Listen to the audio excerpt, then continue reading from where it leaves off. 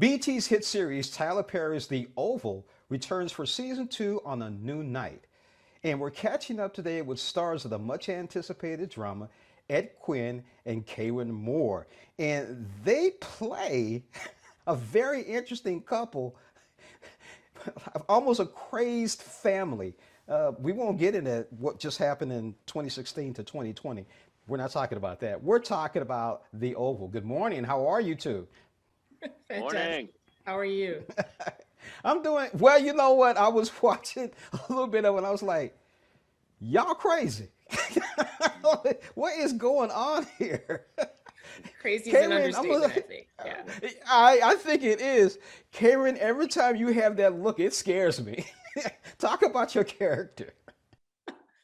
Well, Victoria is like you said, she's beyond crazy and completely volatile and a control freak and all of these things. But she's also very intelligent and she is the one who's holding all the power in the Oval Office, actually.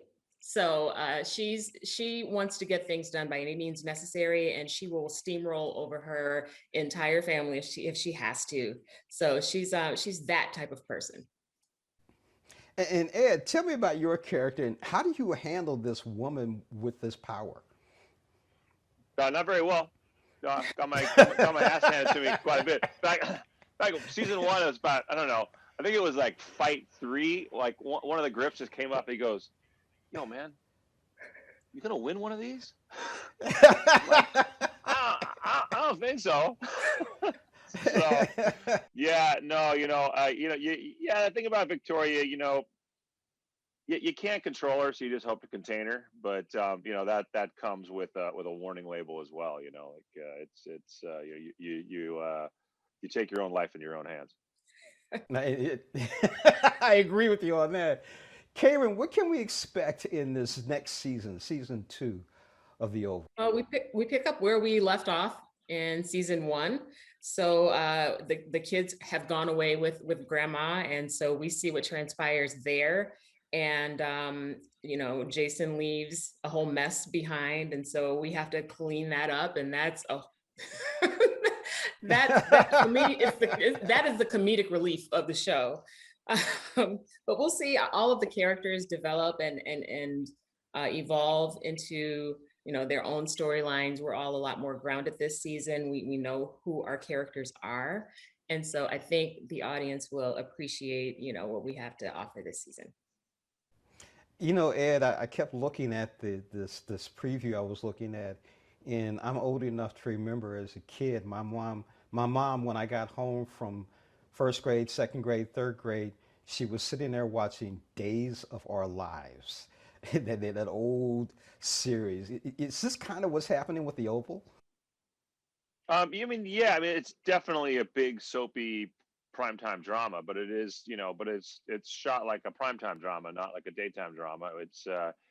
Tyler's sort of jumped the matrix and has figured out a way to move really fast, but stylistically, it's not the, kind of four cameras on a soundstage. I mean, we're still shooting and pushing him for coverage, and he has a lot of tricks that are really impressive. In fact, every time I go to another series or another job or another movie, I mean, the first thing is like the director or the showrunner pulls me aside and goes, "How does he do it? What's he doing? How does he pull it off?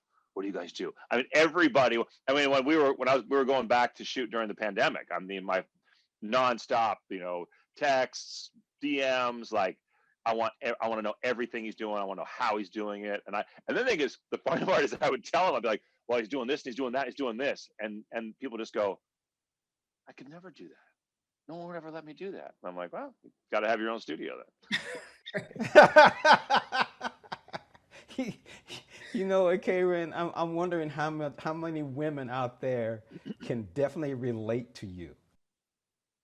You know what? The outpouring of love from the ladies has been amazing. And it's been amazing and a little bit weird because people approach me and really appreciate the fact that Victoria has tased her daughter. Not really sure how to feel about that, but it seems like I hope that's not happening on a regular basis in anyone's home. But it seems like the ladies have really been enjoying Victoria.